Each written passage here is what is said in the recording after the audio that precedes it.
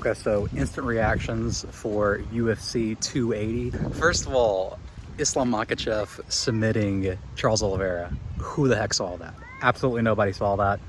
I mean, we knew that it was possible, but I don't think anybody predicted that. That is just absolutely crazy. And then on top of that, Charles Oliveira didn't even really have the advantage whenever it came to the stand-up either. I mean, Islam cracked him. And I tried not to yell because I was like, oh my gosh, like he cracked Charles. And I'm like, okay, you know, Charles gets cracked, you know, pretty much every single, you know, fight, but then he comes back and, you know, he, you know, does really well.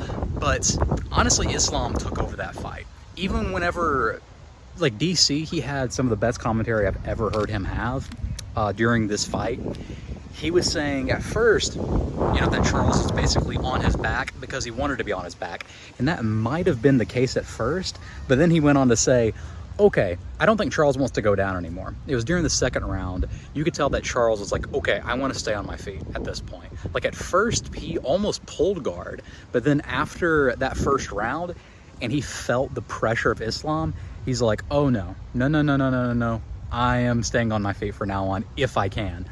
But then whenever Islam just somewhat cracked him again, and then he goes to the ground and then gets him in the head and arm choke. Oh my goodness, dude. That was something else. And then just to see Khabib come in and them celebrating together. Oh my goodness. Again, definitely stay tuned for my full recap of this fight. These are definitely just instant reactions. I haven't had like any time to think about it at all. But man, that was crazy.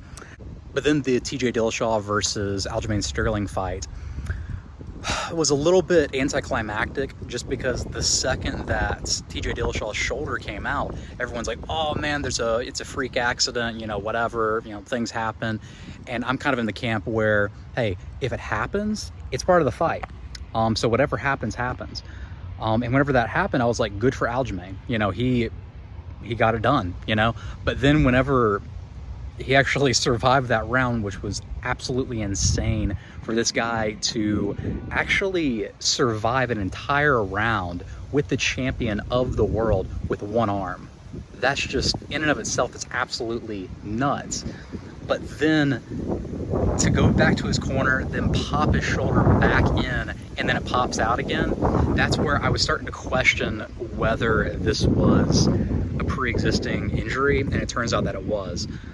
Even Mark Goddard was told in the back that it was a pre-existing injury from his entire fight camp. And, you know, obviously in his post-fight speech, it was the exact same thing. He was saying that his shoulder had popped out, you know, 10, 20, whatever times. And it's really unfortunate that we don't really know how the fight would have gone down. Again, you can't really take anything away from Aljamain Sterling because he stayed healthy. During his fight camp, he didn't get injured, which is, again, in my opinion, it's half the battle, is just getting to the fight healthy. And, hey, he's still the champion, and you got to give Aljamain Sterling all the props. You can't take anything away from him. Whenever it came to the Sean O'Malley, Petr Yan fight, man, Sean O'Malley, he surprised me. He really did. I did not think that he would be able to hang with Petr I knew that the wrestling would play a huge part in this fight, but man, I did not think that Sean was really on that level. But with the wrestling, I was right. He's definitely not on that level when it comes to the wrestling. But man, that striking is slick. But yeah, Sean O'Malley shouldn't have won that fight. That was, I would say, a robbery. I don't know how much of a robbery of like an all-time, you know, that it places, but that was certainly a robbery. Petr Yan definitely deserved to win that fight. But some of the rounds were kind of close, so, you know, it wasn't for a championship. Both the fighters did amazingly. And we all knew how good Petr Yan was and is, but honestly, we didn't really know how good Sean O'Malley was and is. But now we sure as heck do. So yeah, those are my instant reactions. Definitely stay tuned.